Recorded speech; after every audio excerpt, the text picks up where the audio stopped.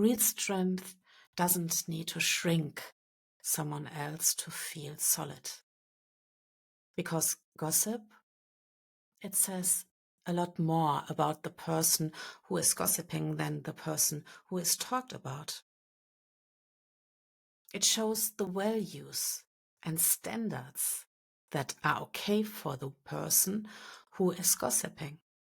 It shows how they handle discomfort. It shows what kind of community they are creating. And if you are finding yourself sitting in a group that gossips, here's a truth that's uncomfortable but important. The moment you leave, or the moment you are not in the room, like I said before, you become the topic. Don't assume you will be the exception. You are not. Because these are the standards, the values and the behaviors you accepted by joining the group. Welcome to Soul Time, a show that explores the world of unlocking your unique potential. My name is Dr. Katja Makowka and I'm a teacher at school, a former teacher at universities and a stress and mental coach. And I'm your host. We all know what gossip looks like. We see it in the headlines about celebrities we don't know personally. We hear it in casually conversations about, for example, neighbors, co-workers, and even friends and family. And sometimes it's subtle, a raised eyebrow, a quiet, "Did you hear?" Other times it's loud and obvious. And more often than not, it's masked as harmless curiosity or entertainment, or even said out of care. But here is the truth. Gossip is so deeply woven in our culture, most people don't even question it anymore. We consume it passively, like background noise. We scroll past it on social media. We hear it at a dinner table. We watch it play out in reality shows and sometimes office break rooms. And we rarely stop to ask, what is this actually doing to us, to others, to the spaces we inhabit?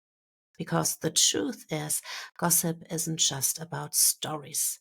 It's about power, it's about safety, it's about fear and belonging. And depending on where you are standing, gossip can feel like a form of connection or like a quiet kind of violence on the other side. Maybe you have been the one talked about, misunderstood, judged, and excluded, and you know how heavy it feels to carry this. Or maybe at some point you have been on the other side, joining in a conversation that didn't feel right, but felt safer than speaking up. And maybe you have caught yourself sharing something that wasn't yours to share. Not out of nastiness, but out of a habit or the fear of not having something to say. Or maybe you were somewhere in the middle, overhearing something you didn't agree with, but didn't feel brave enough to interrupt. Wherever you have stood, you are not alone. Gossip doesn't happen because people are inherently cruel. It happens because we live in a world where being accepted often feels more important than being aligned, where talking about others is easier than reflecting on ourselves, where vulnerability is rare and distraction is currency. Let's ask some honest questions here. Why do we so often use someone else's flaws, failures, or pain as social glue? Why is it easier to talk about another person's choices than to confront our own behavior, choices, loneliness, insecurity, or shame? Why do we burn energy watching others people's life instead of building something real in our own lives? Gossip gives the illusion of closeness, but at what cost? Because when you build connection through tearing others down, you are building it on a shaky ground. And eventually, that ground cracks. Because if you are surrounded by people who gossip, you are the topic the moment you are not there. So today's episode isn't just about gossip. It's about the deeper truth underneath it. Because gossip isn't just a bad habit. It's a mirror. It shows us who we are, what we tolerate, what we fear, what we have normalized. And the good news is we are allowed to step out of that cycle, to choose connection without cruelty, to stand tall and speaking our truth without silencing anyone else's voice. We all want to belong. That longing isn't shallow, it's deeply human. In fact, it's wired into us. Way back in our early evolution, being excluded didn't just feel bad, it was dangerous. And belonging wasn't just emotional, it was about survival. And fast forward to now, it's different, but that same need to feel connected, accepted, and included, it's still part of us. And this is where gossip comes in, because underneath most gossip, there is a desire we don't always name. The desire to feel close to someone else. When people gossip, it's often not because they are trying to be cruel in the first place. It's because they are trying to bond. Like, if I talk about them, maybe I feel closer to you. It becomes a shortcut to intimacy, a shared laugh, a knowing look, a flicker of connection. But here's the thing, it's fragile. It's a fragile connection. Any relationship built on tearing someone down isn't solid. It's conditional, and it's not safe. Because whether we admit it or not, the question starts to creep in. What happens when I'm not in the room? Even people who should know better can slip into gossip. Not because they are bad people, but because they are human. And with their own insecurities, their own unhealed wounds and fears of being left out or unseen. And sometimes gossip masks itself. It doesn't always sound mean. It can come dressed as concern. I'm just worried about him or her. I hope he or she is okay, but have you noticed? But concern, when it carries judgment, comparison, or control, becomes something else. It's not compassion, it's ego. And then there is another form of gossip. The kind that makes someone feel bigger by making someone else look smaller. The kind that creates a momentary sense of power or superiority. But let's be clear, that's not real strength. Real strength doesn't need to shrink someone else to feel solid.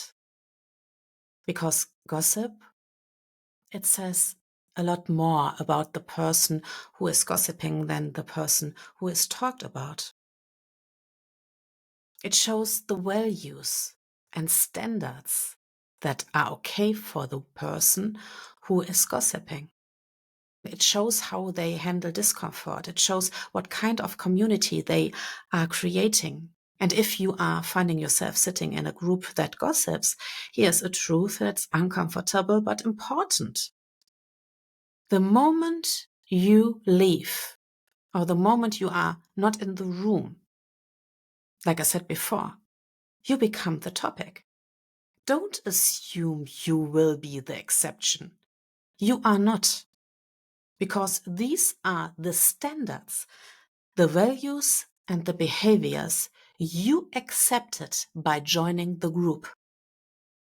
And this isn't about shame or blame. It's about awareness, because most gossip isn't about cruelty. It's about managing discomfort. It's about connection. It's about trying to regulate insecurities, the lack of confidence, jealousy, or a sense of disconnection by controlling the narrative. But this always comes at a cost. Gossip might feel good in the moment. It can feel like connection, sharing stories, venting about someone else, or whispering secrets, and can create a sense of belonging, like you are part of the so-called in-group. But here is the catch. That connection is often more performative than real. When we gossip, we are basically saying, you are with us for now.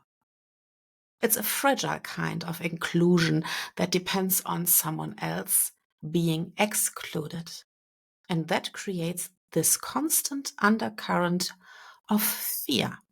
Because if they talk about others to me, what are they saying about me when I'm not around?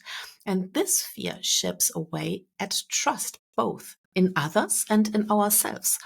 And over time, gossip fractures communities. It builds invisible walls and divides people instead of bringing them together.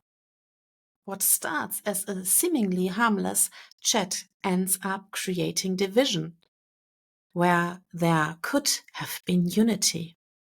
So yes, gossip might give us a quick hit of connection, but the price we pay is much higher.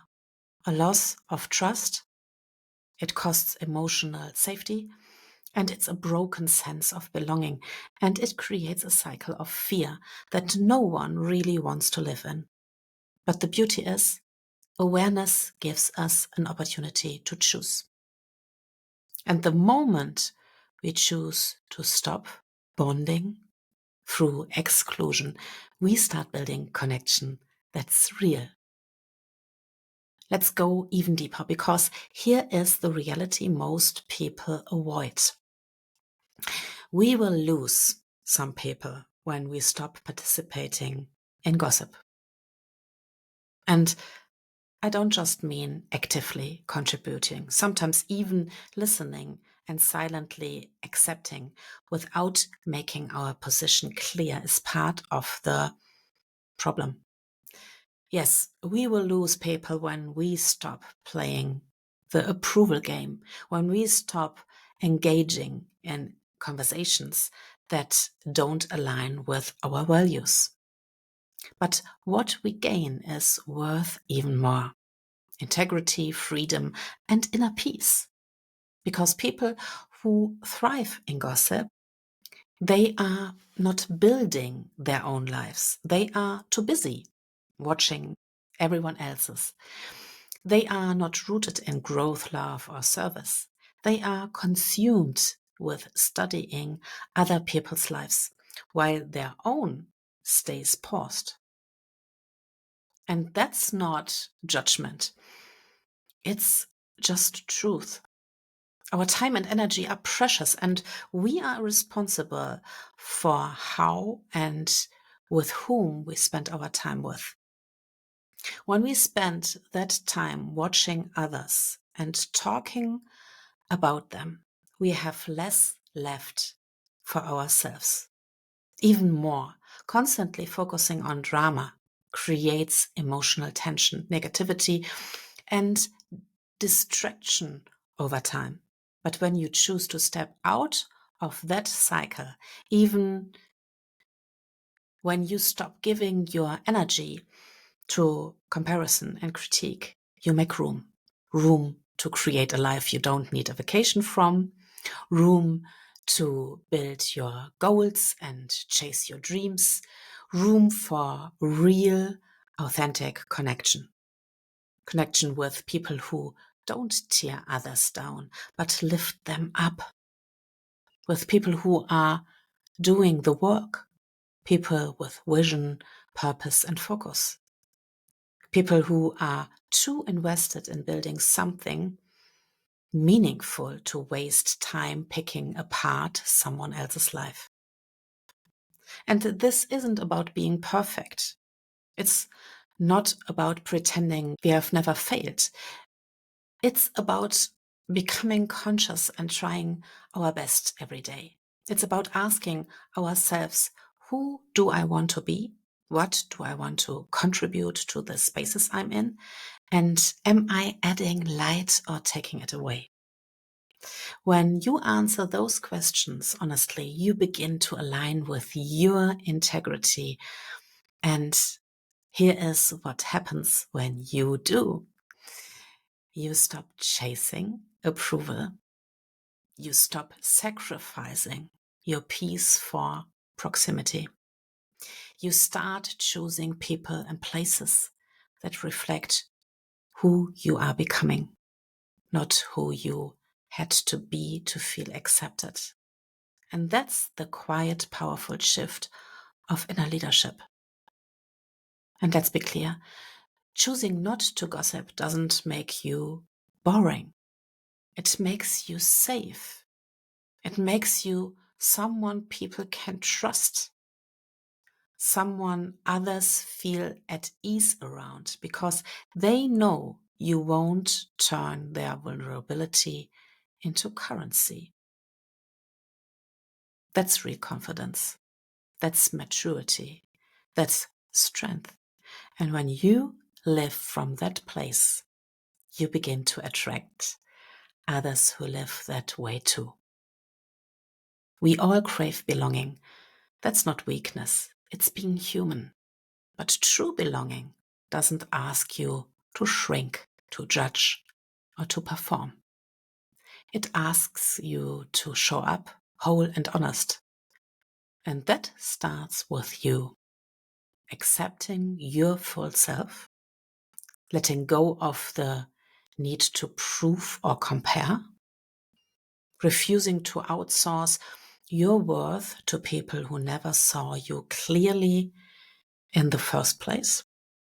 Because when you anchor into that, you don't chase belonging anymore.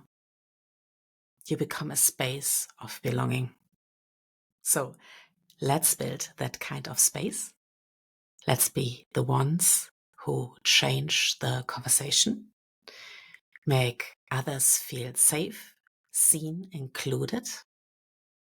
Choose real connection over cheap entertainment. Trade fitting in for authentic belonging.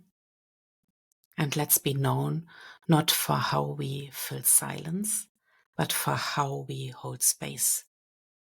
Let's be magnetic, not because of what we say about others, but because of the integrity we walk in every single day. Because when we build that kind of community, a space where truth is welcome and trust is sacred, we all rise. Thank you so much for taking the time to listen to Soul Time. I'm very grateful because you have given me the greatest treasure of your life, your time. If you enjoyed this episode, click the subscribe button so that you get a notification every time a new episode is out.